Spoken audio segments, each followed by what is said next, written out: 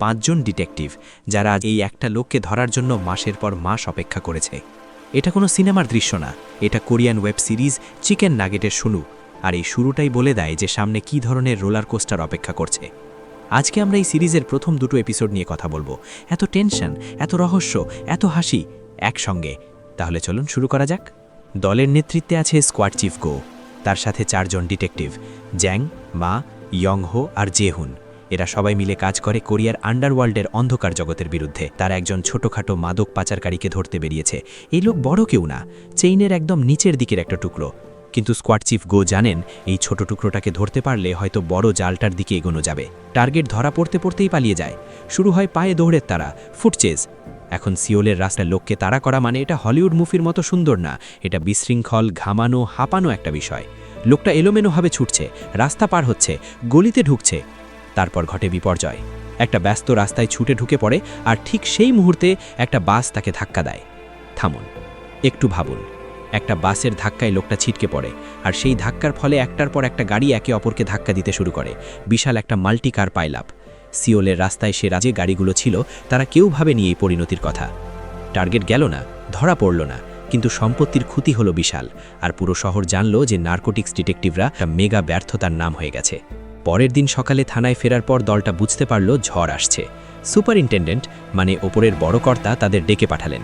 আর যা হলো সেটাকে ভদ্র ভাষায় বলতে গেলে তিরস্কার বলা যায়, কিন্তু বাস্তবে এটা ছিল একটা পূর্ণমাত্রার ধ্বংসযজ্ঞ, কথার যুদ্ধ। সুপারিনটেন্ডেন্ট একটা কথা বললেন যেটা গোয়ের বুকে তীরের মতো গিয়ে বিঁধল। তিনি বললেন গো ক্যাপ্টেন হতে পারেননি, আর এই দলের এই রকম বেপরোয়া আচরণের কারণ হলো তার নেতৃত্বের দুর্বলতা। এই একটা বাক্য দিয়ে বুঝিয়ে দেওয়া হলো তুমি যথেষ্ট না। গো চুপ করে শুনলেন, কিন্তু তার ভেতরে আগুন জ্বলছে। সেই আগুনটা পরে দেখাবে, কিন্তু এখন সে চুপ। আর টিমের বাকিরা, তারাও জানে এই চাকরি এখন সুতোয় ঝুলছে, একটু বেশি টান পড়লেই ছিঁড়ে যাবে।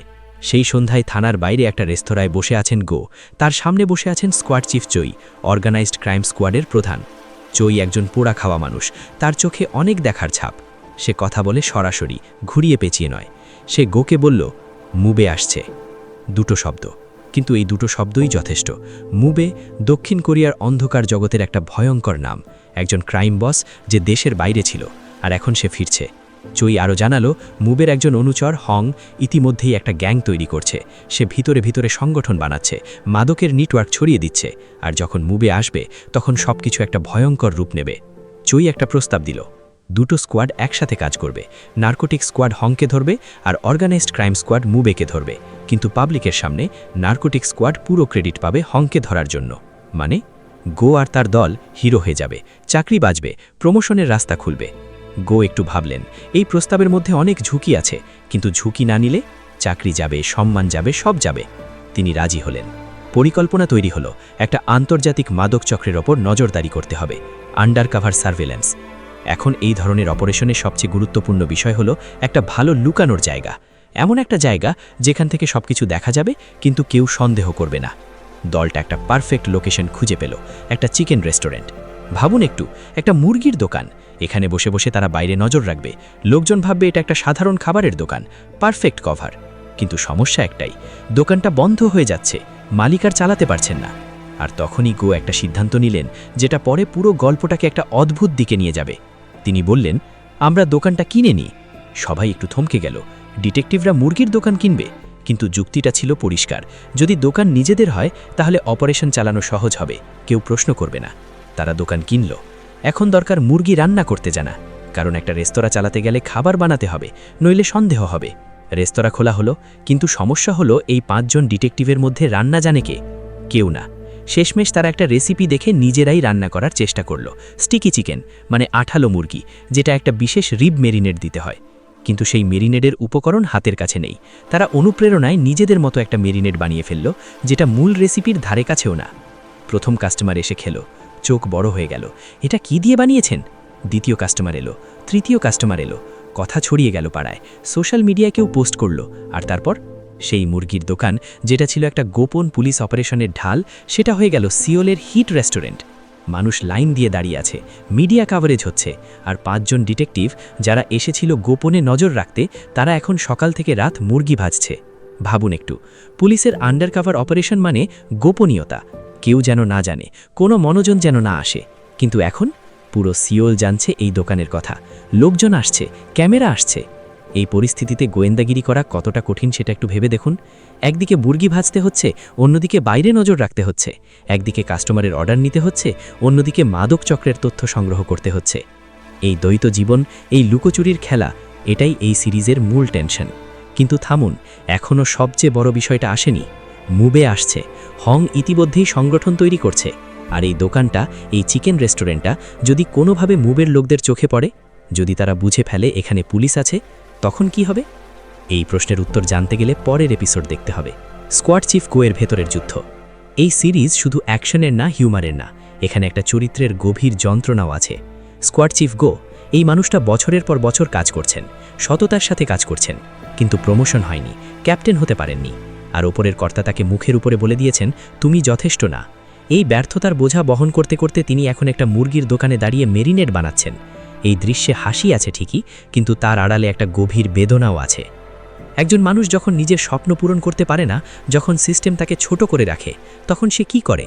সে লড়াই করে, নিজের মতো করে। গোয়ের এই লড়াইটাই দেখতে থাকুন। টিমের রসায়ন এবং বিপদের আভাস। জ্যাং, মা, ইয়ংহো আর জেহন, এই চারজন আলাদা আলাদা মানুষ, আলাদা স্বভাবের, আলাদা শক্তির, কিন্তু এক জায়গায় তারা এক, তারা গোয়ের দলের। আর গো যেখানে যাবেন তারা সেখানে যাবে। মুরগির দোকানে এই চারজনকে কাজ করতে দেখা এটা একটা হাসির দৃশ্য, কিন্তু এই হাসির আড়ালে একটা সত্য লুকিয়ে আছে। এই লোকগুলো বিপদে আছে। তারা জানে না তাদের কভার কতদিন টিকবে, তারা জানে না হং বা মুবের লোকরা ইতিমধ্যেই তাদের উপর নজর রাখছে কিনা। আর সবচেয়ে বড় প্রশ্ন, চইয়ের সাথে এই চুক্তি কতটা বিশ্বাসযোগ্য? অর্গানাইজড ক্রাইম স্কোয়াড কি সত্যিই তাদের ক্রেডিট দেবে, নাকি শেষমেশ গো আর তার দল ব্যবহৃত হয়ে যাবে? এই সন্দেহটা মাথায় রাখুন, কারণ এই ধরনের গল্পে বন্ধুরাই কখনো কখনো সবচেয়ে বড় বিপদ হয়ে ওঠে। মুবে, একটা নাম যা ভয় ধরায়। এই দুটো এপিসোডে মুবেকে দেখা যায়নি, কিন্তু তার উপস্থিতি অনুভব করা যায়। একজন ক্রাইম বস যে দেশের বাইরে থেকে পুরো নেটওয়ার্ক চালায়, সে কোনো সাধারণ মানুষ না। তার মস্তিষ্ক কাজ করে দাবের চালের মতো। সে জানে কখন কোন পদক্ষেপ নিতে হবে। আর এখন সে দেশে ফিরছে। কেন? কি এমন হয়েছে যে সে নিজে আসছে? এই প্রশ্নের উত্তর সামনের এপিসোডে পাওয়া যাবে। কিন্তু এটুকু বলা যায়, মুবে যখন আসে তখন কেউ নিরাপদ থাকে না। হং, একটা অদৃশ্য হুমকি। হং, মুবের অনুচর। সে এখন সিওলে আছে, সে গ্যাং তৈরি করছে। কিন্তু হং কে? সে কিভাবে কাজ করে? তার দুর্বলতা কি? এই প্রশ্নগুলোর উত্তর এখনও জানা নেই। আর এই না জানাটাই সবচেয়ে বড় বিপদ। একটা শত্রুকে যখন তুমি দেখতে পাও না, যখন তার শক্তি সম্পর্কে তুমি কিছু জানো না, তখন তুমি প্রস্তুতি নিতে পারো না। আর প্রস্তুতি ছাড়া লড়াইয়ে নামা মানে মৃত্যুকে আমন্ত্রণ জানানো। চিকেন রেস্তোরাঁ একটা অদ্ভুত যুদ্ধক্ষেত্র। এই মুহূর্তে দোকানটা হয়ে উঠেছে একটা অদ্ভুত যুদ্ধক্ষেত্র। বাইরে থেকে দেখলে এটা একটা সফল রেস্টুরেন্ট, মানুষ আসছে, খাচ্ছে, হাসছে, কিন্তু ভিতরে 5 জন ডিটেকটিভ একটা ভয়ঙ্কর মিশনের মধ্যে আছে। তারা জানে যে কোনো মুহূর্তে পরিস্থিতি বদলে যেতে পারে। কাস্টমারের মধ্যে কি কেউ মুবের লোক? সেই লোকটা যে প্রতিদিন আসে চিকেন খেতে, সে কি সত্যিই খেতে আসে নাকি নজর রাখতে? এই সন্দেহ, এই অনিশ্চয়তা, এটাই এই সিরিজকে বিশেষ করে তোলে। একটা মুহূর্ত যা সব বদলে দিতে পারে। এপিসোড 2 এর শেষের দিকে একটা দৃশ্য আছে। রেস্তোরাঁ বন্ধ হওয়ার পর রাতের অন্ধকারে গো একা দাঁড়িয়ে আছেন। তার মুখে ক্লান্তি, তার চোখে একটা প্রশ্ন, এই অপারেশন কি সফল হবে? এই রিস্কটা কি নেওয়া ঠিক হয়েছে? আর তখনই তার ফোনে একটা মেসেজ আসে। মেসেজটা কার? কি লেখা? গোয়ের মুখের ভাব বদলে যায়। সেই ভাব দেখে বোঝা যায় কিছু একটা হয়েছে, কিছু একটা যা এই পুরো পরিকল্পনাকে নতুন করে ভাবতে বাধ্য করবে। কি সেই মেসেজ? এপিসোড 2 এর শেষ দৃশ্যে একটা কথা মনে রাখবেন। রাত গভীর হয়েছে, রেস্তোরাঁর আলো নিভে গেছে, বাইরে সিওলের রাস্তা নীরব, কিন্তু সেই নীরবতার মধ্যে কিছু একটা নড়ছে। একটা গাড়ি ধীরে এসে থামল সেই চিকেন রেস্টুরেন্টের সামনে। গাড়ির ভেতর থেকে কেউ একজন বাইরে তাকিয়ে রইল, দোকানের বোর্ড দেখল, মেনু দেখল, তারপর একটা ফোনে কিছু একটা টাইপ করলো, আর গাড়িটা চলে গেল। এই দৃশ্যটা মাত্র কয়েক সেকেন্ডের, কিন্তু এই কয়েক সেকেন্ডে যা বোঝানো হলো তা হলো কেউ জেনে গেছে। কে এই লোক? সে কি হংয়ের লোক নাকি মুবের লোক? আর সে যদি জেনে যায় যে এই রেস্তোরাঁটা আসলে পুলিশের আড্ডা, তাহলে গো আর তার দলের জীবন বিপদে পড়বে। শুধু চাকরি না, জীবন। কোরিয়ান ওয়েব সিরিজের জাদু। এই ধরনের সিরিজ কেন এত পছন্দ হয়? কারণ এখানে স্টোরিটা শুধু অ্যাকশনের না, শুধু হিউমারের না, শুধু ড্রামার না, এটা সব কিছু একসঙ্গে। একটা মুহূর্তে আপনি হাসছেন মুরগি ভাজতে দেওয়া পুলিশের দেখে, আর পরের মুহূর্তে আপনার বুকে একটা চাপ অনুভব হচ্ছে, কারণ বুঝতে পারছেন এই লোকগুলো কতটা বিপদে আছে। এই যে টোন শিফট, এটাই কোরিয়ান ড্রামার সবচেয়ে বড় শক্তি। বাংলা দর্শকদের জন্য একটা কথা, পশ্চিমবঙ্গ হোক বা বাংলাদেশ, আমরা এই ধরনের গল্প ভালোবাসি।